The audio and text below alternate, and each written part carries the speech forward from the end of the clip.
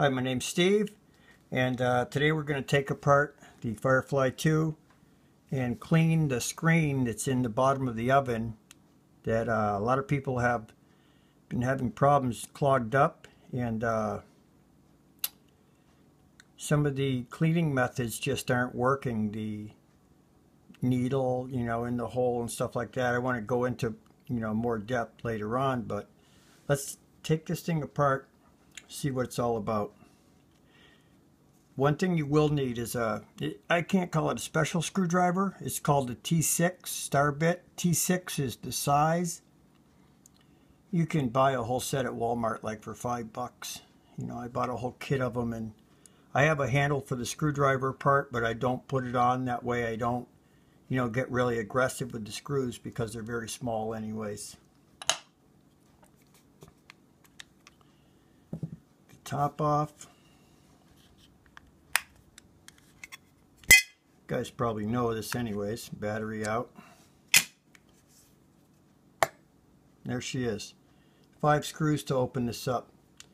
Just want you to know that the factory told me, Firefly factory told me, that if I did take this apart it would void all my warranties, and I went, well, the bottom screen is so clogged up that it's no good to me anyway, so yeah, rather than just send it off and wait a month and pay them $30–40, I just do it myself now.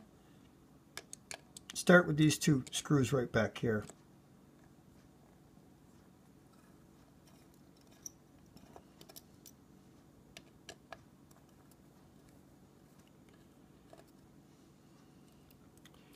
You might want to note that this has an orientation where it has a cutout right here, and the cutout will go towards the mouthpiece.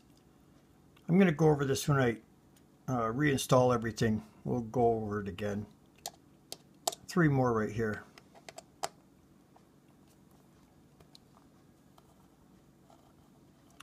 When you reassemble this, you don't have to don't over tighten the screws, because I've seen a few videos where people broke the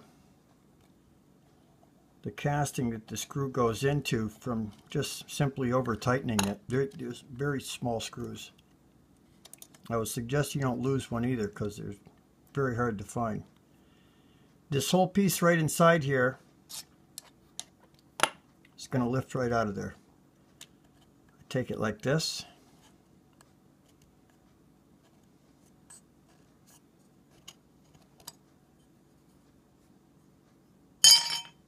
Now, I call this the compression disc. I don't know actually the names for them, but this disc right here applies pressure to the whole bowl assembly, making it airtight. Like I said, I will go over every part as we assemble it. Piece right here. There's a heating coil. In order to get that out, there's 1 screw right here, and this is the one where most people online have had some issues with it breaking. So, not the screw breaking, but the little nut that's inside below it that it screws into cracks easily. I'll lift that out. Just be sure you want to take note that there's a washer on the bottom of this right here. So I'm going to put that screw right back in, and yeah, and keep it as an assembly so I don't lose it. Now, the heater element, take your tweezers and right on this solder joint right here, you can grab it, lifts right out of there. What I don't want to do is bend it or anything like that, because when I reinstall it, I want it to naturally sit right on these two gold-plated pads right here, which are the electrodes that supply voltage to the heater. It's kind of like inside of your toaster. You ever look in and it glows red? That's pretty much what it is. It's not really that high tech. Comes out. There's the silver disc right here. Now, I could go further. I might as well take the bowl out while I'm here too, just to show you guys how it comes out. The bowl is kind of neat. It's like a translucent clear. Kind of neat. But, okay. I'm going to tell you right now, mine is pretty clean. I just cleaned this yesterday. I've used it once, so. This is the problem with the holes. And what I do is I throw it in some rubbing alcohol in a shot glass, let it sit for about a half hour. Then I can take a cotton swab or some paper towels, rub it like this, and you'll be able to see with the, you know, mine is perfectly clean. You know what's weird? Things that I've heard about, you know, the needle trick. When I called Firefly, the woman was not very nice at all, man. So I explained what I was trying to do, and she goes, well, you need a needle, a 12 gauge needle that's 10/1000ths of an inch. And I'm going, man, I don't know. But I'm going to disprove their theory right now because I happen to have a wire test gauge that is, I don't know if you guys can read calipers, but 10/1000ths of an inch on the money. And sorry to say, Firefly, but your holes are not 10/1000ths or 11/1000ths because this wire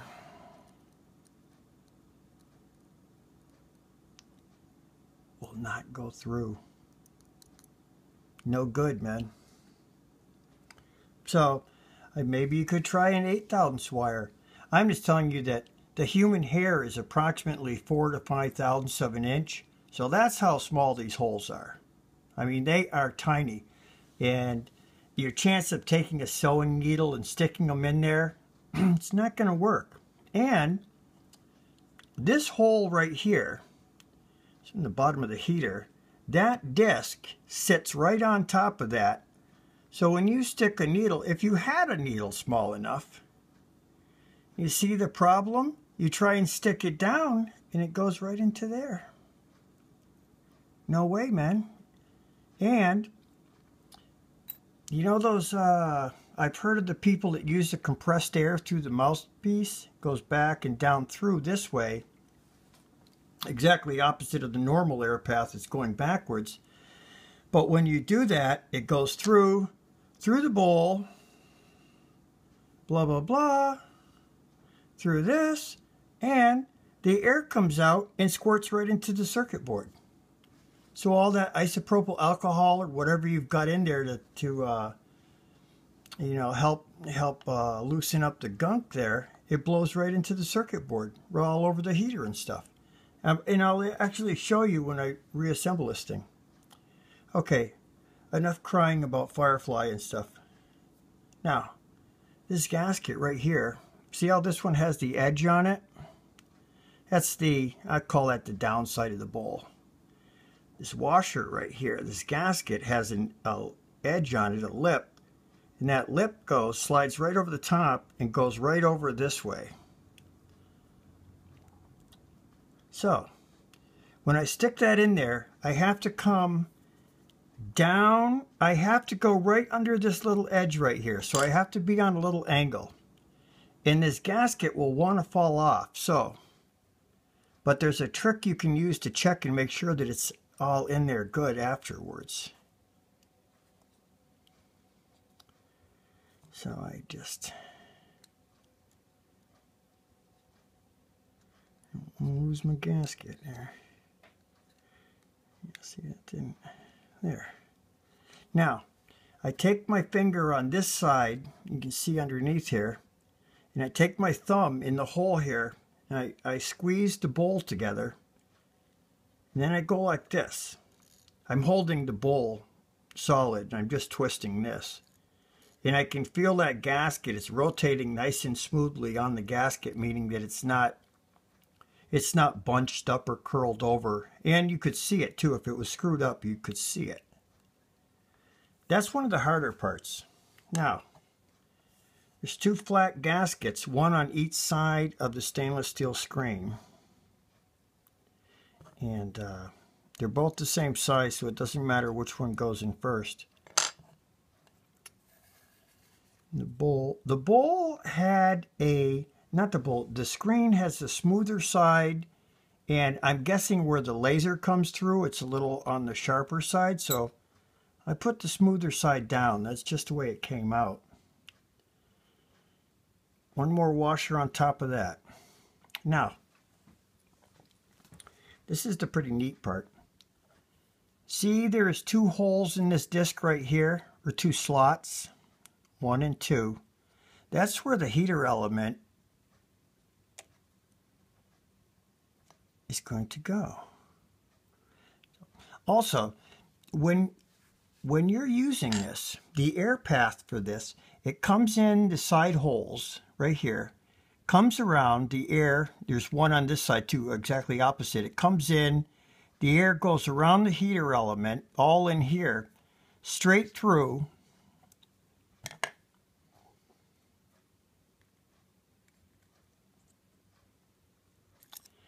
Out this one hole, and then through, you know, on the bottom of the bowl, it spreads out. It's dispersed by all those holes there. So what I'm saying is, when you do these recommendations by these supposed vape critics and all these guys who, they don't know what they're talking about. Because if they actually took one apart and saw it, they would say, hey, yeah, I can see what he's saying. It won't work. The two slots right here will pass right over the heater element too. So, grab the heater element, and you'll see that it has the ears on the connectors are bent down and go over the things. So they go just like this, exactly the way it came out. That's why I didn't want to pick it up and bend it and stuff like that. Might as well put this on right now. It's probably a good idea, that way I can see. I have to tip this a little. Sets right in there. This is a small screw too, man. So, it's just like that.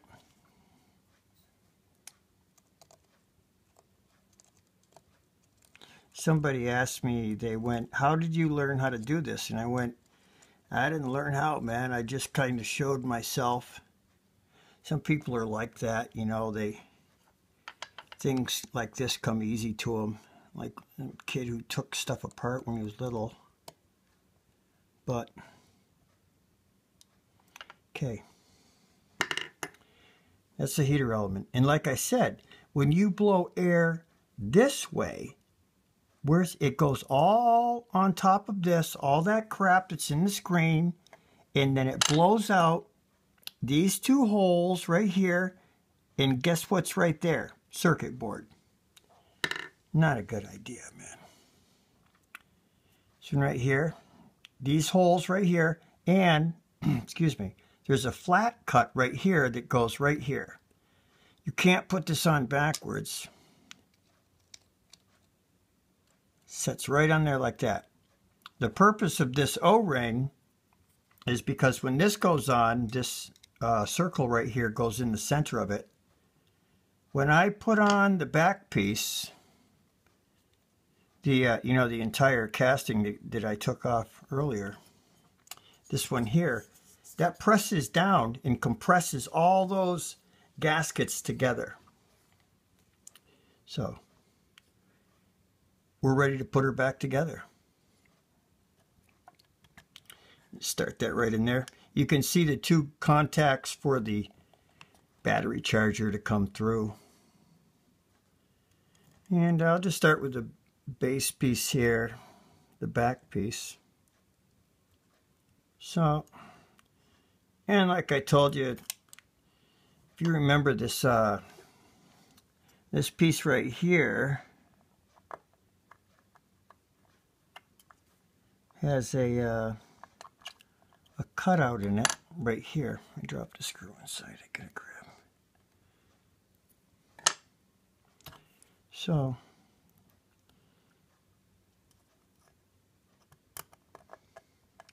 I like to put in, before I, tighten, one screw. Don't put in one screw and then tighten it all the way. Make sure the screws are started, all of them, are threaded correctly before you go tightening it up. That way it won't, pull the case off to the side. Like, I just spun that one in just loosely. And after I get all three in, then I'll go around and snug them up.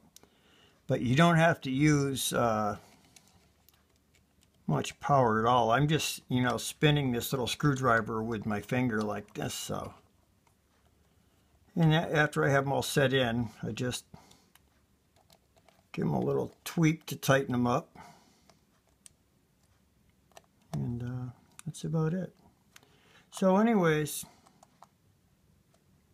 now that I, got it back together, I just wanted to ask, Firefly and all these people who took free samples from them, and did the reviews and stuff like that. Why didn't you guys ever mention this? Because there's oh